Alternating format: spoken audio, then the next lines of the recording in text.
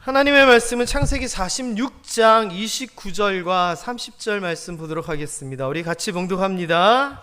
요셉이 그의 수레를 갖추고 고센으로 올라가서 그의 아버지 이스라엘을 맞으며 그에게 보이고 그의 목을 어금맞춰 안고 얼마 동안 울매 이스라엘이 요셉에게 이르되 내가 지금까지 살아있고 내가 내 얼굴을 보았으니 지금 죽어도 족하도다. 아멘. 가정의 행복을 위하여라고 하는 제목입니다. 근데 제가 이실직고 할 게 있습니다. 뭐냐면은 가정의 주일 설교, 이런 설교가 목사 입장에서는 제일 힘듭니다. 왜냐하면은 주제도 딱 제한되어 있고 성경 구절도 뻔합니다. 그래서 종려주일, 이렇게 어린이주일, 어버이주일 설교하기가 너무 힘듭니다. 그런데 희한하게도 이번 주중에 이 말씀을 가지고 이제 전부터 이제 생각을 해놨다가 이 말씀을 정리를 하는데 설교 준비가 너무 쉽게 잘 되는 거예요. 이 내용도 그렇고 제가 이렇게 정리하고 이런 게 너무 잘 되는 거예요. 그래서 제가 너무 신이 났죠. 그래서 이 컴퓨터 파일을 쫙 만들어 가지고 마지막으로 저장을 하려고 탁 눌렀더니 다른 파일이 똑같은 이름으로 있다는 거예요. 보니까 제가 예전에 가정의 행복을 위하여라고 하는 설교를 했던 거예요.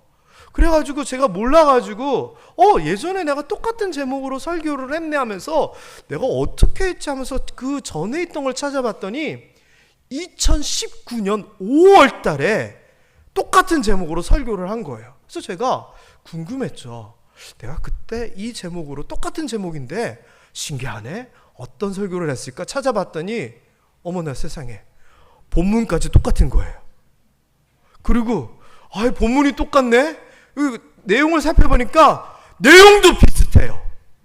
다시 얘기하면 제가 술술술술 수월하게 설교 준비했던 이유는 전에 그 본문으로 한번 해봤으니 잘 됐던 거예요. 그래서 제가 고민에 빠졌어요. 이거 5년 전에 그러면 똑같은 본문으로 똑같은 제목으로 내용도 이 본문으로 하다 보면 거의 비슷하게 나왔는데 어떻게 해야 되는가? 바꿔야 되는가? 이 설교대로 해야 되는가? 이게 금요일날 저녁에 이야기였어요. 그러다가 우덕희 권사님의 한마디가 생각이 났어요. 목사님, 걱정하지 말고 했던 설교 또 하세요. 저는 지난주 설교도 까먹어요. 하긴 제가 함께 온 지 이제 11년이 됐으니까 설교를 했으면 한 3,000편 정도를 설교를 했으니 어느 구절을 안 하고 했겠어요. 그래서 제가 어떻게 마음을 먹었냐면은 5년 전에 이 설교를 했는데 오늘도 이 설교를 하나님께서 본문으로 찾게 하시고 그 내용으로 준비하게 하신 것은 우리에게 필요한 내용이기 때문일 거야 라고 스스로 생각을 하고 다시 한번 이 말씀을 정리하여 오늘 여러분들에게 말씀드립니다. 참고로 이 본문이나 이 내용은 지난번과 같지만 저도 제가 어떻게 설교했는지 기억이 나지 않기 때문에 그때와는 다른 내용일 수도 있습니다. 혹시 2019년에 했던 그 설교랑 기억이 나요 하시는 분이 손 드시면 제가 그 부분은 뛰어넘고 가겠는데 기억나실 만한 분이 계실는지 모르겠습니다. 자, 가정의 행복을 위해서 우리가요 열심히 일합니다. 그리고 자녀들을 잘 가르치려고 굉장히 노력을 하고요. 또 이런저런 어렵고 힘든 일이 있을 때 참고 인내하고 또는 양보하기도 합니다. 그리고 우리가 그리스도인 신앙인이기 때문에 하나님 앞에 기도하기도 하고요. 가족끼리 서로 행복하기 위해서 어울리고 교제하고 이런저런 일들을 굉장히 많이 합니다. 여러분들도 그렇게 사시는 줄 믿습니다. 자, 그런데 이렇게 하면 가정이 행복해지나요? 행복이라고 하는 것은 우리가 노력하는 그것을 통하여서도 어느 정도 될 수 있지만 우리의 노력 너머에 행복을 좌지우지하는 요소가 있을 수 있습니다. 특별히 그 집안에 어떤 큰 문제가 있으면은 아무리 행복하려고 해도 그 어려운 문제 때문에 행복할 수 없는 그런 상황에 처할 수도 분명히 있습니다. 오늘 야곱의 이야기, 그 가정의 이야기를 좀 보려고 합니다. 야곱은 아들이 10줄이었습니다. 그런데 그중 아들 하나인 요셉은 형님들이 질투해서 애굽으로 팔려갔죠. 아버지는 모르는 채. 그래서 11명의 아들과 살고 있었습니다. 그리고 유목 생활을 하는, 이 목축업을 하는 야곱이었지만 하나님께서 복을 주셔서 많은 양과 소를 거느리며 그래도 부유하게 살았습니다. 그래서 겉으로 보기에는 아주 부유하고 행복해 보였지만 이 가정은 많은 문제점을 가지고 있었습니다. 많은 문제점 중에 가장 중요한 것은 아들들, 10명의 아들들, 위에 첫 번째부터 10번째 형님인 이 10명의 아들들이 가지고 있었던 묻혀둔 과거입니다. 아버지인 야곱이 11번째 아들인 요셉을 너무나 편애했습니다. 그래서 형님들은 뭐 대충 옷을 입혀도 그 11번째 아들 요셉에게는 색동옷을 입혔던 겁니다. 요즘으로 치면 아주 비싼 고가의 옷을 막 입힌 거죠. 다른 형님들은 대충 걸쳐 입는데. 그러니 형님들 입장에서는 저 막내, 그때는 11번째 요셉이 막내였어요. 저 막내한테는 아버지 너무한 거 아니야? 이런 마음을 품을 수밖에 없었고요. 게다가 이 요셉이라고 하는 이 막내가 철이 없는지 꿈 이야기를 하는데 어젯밤에 꿈을 꿨는데 태양하고 달하고 별이 나한테 막 절을 하더라? 이러는 겁니다. 태양과 달은 아버지와 어머니를 상징하는 표현이고 다른 별들은 형님들을 상징하는 건데 아니 태양과 달과 별이 자기한테 절을 한다고 막 자랑을 하는 겁니다. 그러니까 이런 꿈 얘기를 들으면서 형님들이 이거 뭐야 이 녀석 화가 날 수밖에 없었습니다. 그래서 아버지 야곱의 심부름으로 형님들에게 가게 된 요셉에게 해코지를 하게 됐는데 창세기 37장에 그 이야기가 나옵니다. 처음에는 요셉이 오는 것을 보고 죽이려고 했습니다. 무섭죠? 형제간에. 그만큼 마음이 불편했다는 겁니다. 그런데 형님들 중에서도 그래도 착한 형님들이 있어서 죽이지는 말자. 이래서 어떻게 하느냐? 애굽으로 요셉을 노예로 팔아버립니다. 그러니 이 형님들 10명은 평생 살면서 색동옷을 보면은 요셉이 떠올랐을 거고 무슨 동생이라는 말만 나오면 가슴이 뜨끔했을 겁니다. 게다가 형님들은 그랬다 치고 아버지 야곱은 어땠는가? 형님들이 뭐라고 거짓말했냐면은 요셉의 그 색동옷을 이리저리 찢어가지고 막 더럽혀가지고 아버지에게 갖다 준 겁니다. 내 아들 옷인데 악한 짐승이 그를 잡아먹었나 보다 하면서 옷을 찢고 허리를 묶고 애통하면서 울었습니다. 그러니까 너무나 소중했던 자녀에 대한 아픔을 갖고 살 수밖에 없는 겁니다. 그리고 또 이러한 형제간의 가족간의 아픔만 있었느냐? 현실적으로도 굉장히 어려움이 있었습니다. 그게 뭐냐? 가뭄이었습니다. 7년 동안 비가 안 오는 가뭄의 기간이 있었는데 하나님께서 요셉에게 지혜를 주셔서 꿈풀이를 하면서 애굽은 그래도 그 전에 7년 동안 풍년이어서 곡식을 비축하는 바람에 살만했지만 그것을 모르는 다른 주변의 많은 나라들은 7년의 가뭄을 견디기가 너무 어려웠습니다. 여러분 생각해 보세요. 농사 짓는 분들이 한 해 가뭄이 들어가지고 농사를 망쳤다. 어떻게 할까요? 한 해 정도는 그래도 이리저리 졸라매면서 버틸 수 있겠지만 7해 동안 그런다 쳐봐요. 게다가 이 야곱의 가정은 농사가 아닙니다. 비축해 놓을 수 있는 게 아니라 소와 양, 가축을 먹이면서 살았는데 아니 물이 없고 풀이 없이 7년 동안을 어떻게 버팁니까?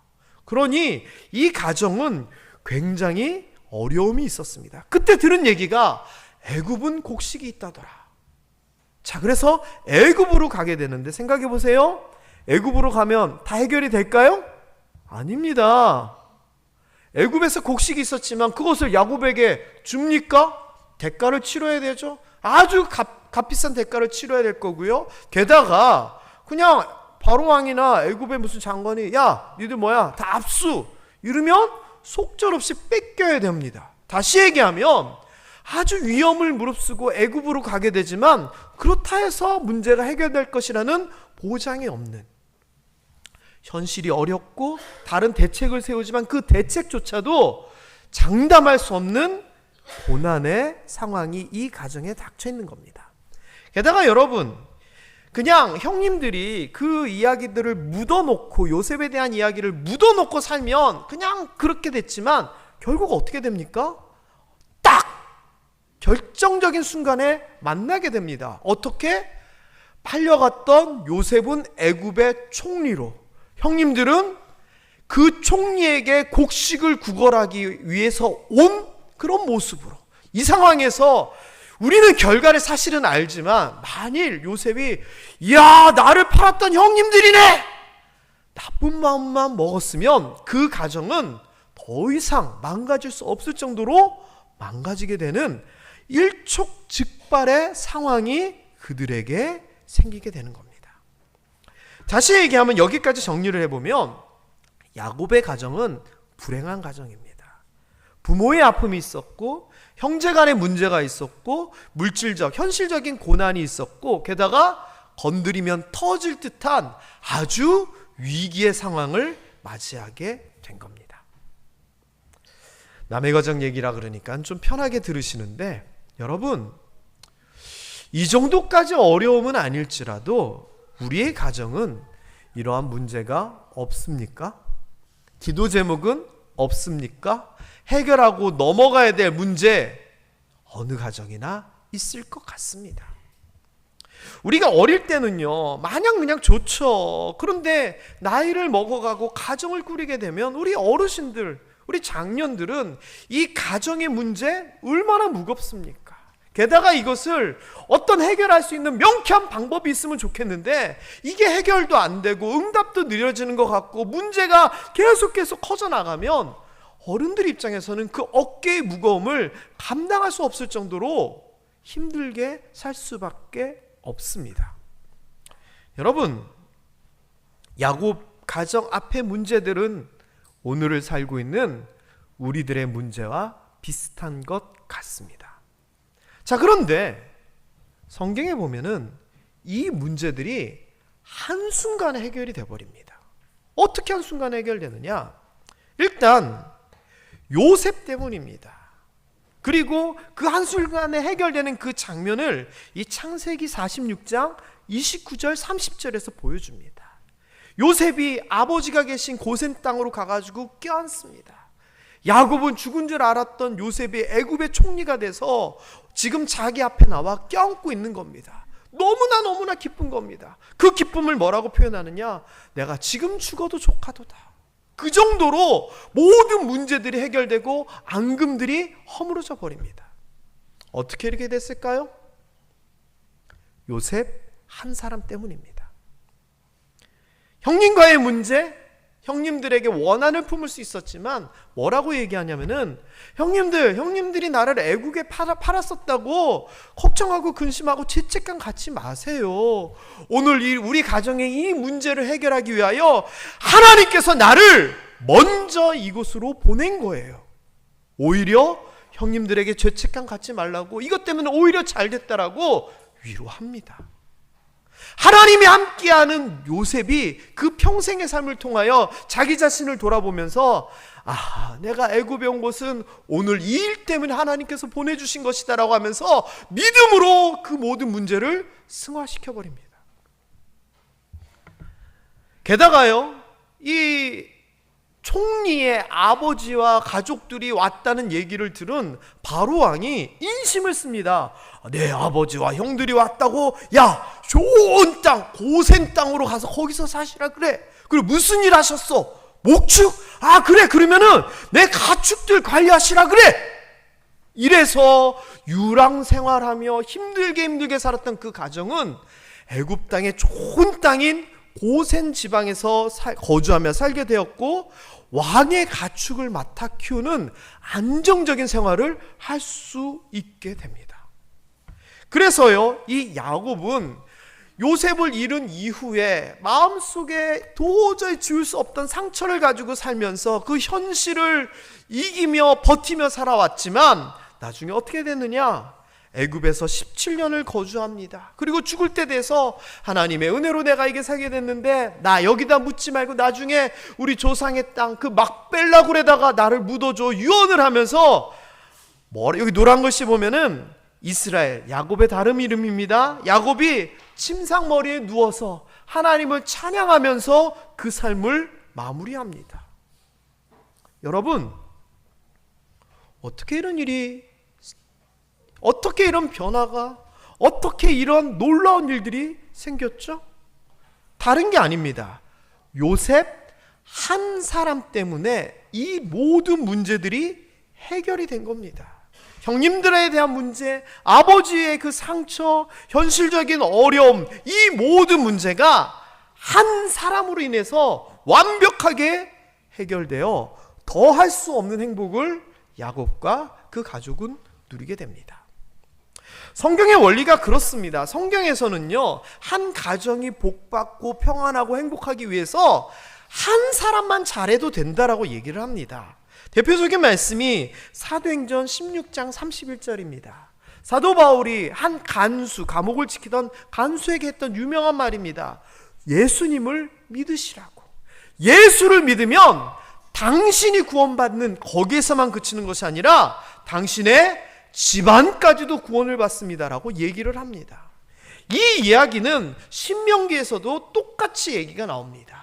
신명기 28장, 우리가 잘 아는 축복장이라고 하는 이 신명기 28장에서는 네가 하나님의 말씀을 청종 잘 듣고 따르면 너에게 복이 임할 것인데 하면서 복을 쭉 얘기를 하는데 뒤에 11절과 12절에 보면 이렇게 얘기합니다. 너에게 복을 주는데 너뿐만 아니라 내 몸의 소생, 네 자녀들에게도 복을 주겠고 가축의 새끼, 네가 키우는 소, 양과 같은 가축에게도 복을 주겠고 토지의 소사, 네가 농사짓는 그 땅에도 복을 주겠다라고 얘기를 합니다. 게다가 이런 복이 단순하게 인간적인 어떤 노력으로 얻는 것이 아니라 하늘의 아름다운 창고를 열어서 너가 필요한 만큼 내가 다 주겠다라고 약속을 하시는 겁니다. 그러면 이 가정은 누구만 잘하면 되는 거예요? 한 사람만 잘하면 이 은혜를 누리게 되는 겁니다. 우리가 잘 아는 시편 112편, 제가 굉장히 강조하고 많이 이야기하는 시편 112편도 같은 내용이잖아요. 네가 여호와를 경외하고 그의 계명을 즐거워하면 복을 받게 되는데 너 혼자만 복을 받는 게 아니라 너의 후손이 땅에서 잘 될 것이다. 네 후손들에게 복이 있을 것이다. 너의 집안에 부와 재물이 넘쳐날 것이다 라고 이야기를 합니다. 심지어 어느 정도까지 얘기를 하냐면은 출애굽기에는 네가 하나님을, 나를 사랑하고 내 계명을 지키면 너뿐만 아니라 대대에 천대까지 내가 은혜를 베풀 것이다 라고 얘기를 하는 겁니다. 여러분, 그렇다면 결론이 너무 간단합니다. 우리가 이런 문제가 있고 저런 문제가 있고 저런 어려움이 있고 이런 기도 제목이 있을 때 이런저런 방법으로 그것을 이루고 만들려고 하지만 가장 우선적으로 해야 될 것은 바로 이겁니다. 내 믿음 때문에 우리 가족이 잘 되는 거고요, 내 기도 때문에 우리 집안이 평안하게 되는 거고, 내가 하나님의 말씀에 순종할 때 우리 가정과 후손에 하나님의 은혜와 복이 넘친다는 것, 이건 제 얘기가 아니라 성경에서 지금까지 본 하나님의 약속입니다. 저를 한번 따라했으면 좋겠습니다. 나만 잘하면 됩니다. 맞습니다. 이게 바로 결론입니다. 내가 잘하면, 내가 하나님 앞에 바로 서 있으면 나만 복 받는 것에서 그치는 것이 아니라 우리 가족이, 우리 가정이 행복하게 된다는 겁니다. 야곱이 이렇게 표현을 썼죠. 내가 지금 죽어도 족하도다. 저는 여러분의 입에서 이러한 비슷한 표현이 나왔으면 좋겠습니다. 더 이상 여한이 없습니다. 더 이상 바랄 게 없습니다. 지금으로도 충분합니다. 하나님의 은혜와 복이 지금 나에게 과분합니다. 이러한 고백이 나왔으면 좋겠습니다. 다시 한번 말씀을 마무리하면서 저를 따라 하셨으면 좋겠습니다. 나의 믿음으로 인하여, 나의 순종으로 인하여, 나의 헌신으로 인하여 우리 가정이 행복해질 겁니다. 하나님, 요셉처럼 나를 사용하여 주시옵소서. 지금 이 말을 여러분이 잊지 마시고 기도 제목으로 삼으셨으면 좋겠습니다. 말씀 정리합니다. 야곱의 집안 많은 문제, 해결할 수 없는 문제가 있었지만 요셉 한 사람 때문에 그 문제가 다 해결됐습니다. 마찬가지로 우리 집안, 우리 가정, 우리 후손들 행복을 위하여 내가 요셉같이 사용되어 우리 가정의 행복을 만들었으면 좋겠습니다. 그것이 여러분의 기도 제목 되기를 바라며 여러분의 가정이 여러분 한 사람 때문에 복받고 행복할 수 있기를 주님의 이름으로 축원합니다. 기도하겠습니다. 하나님 아버지,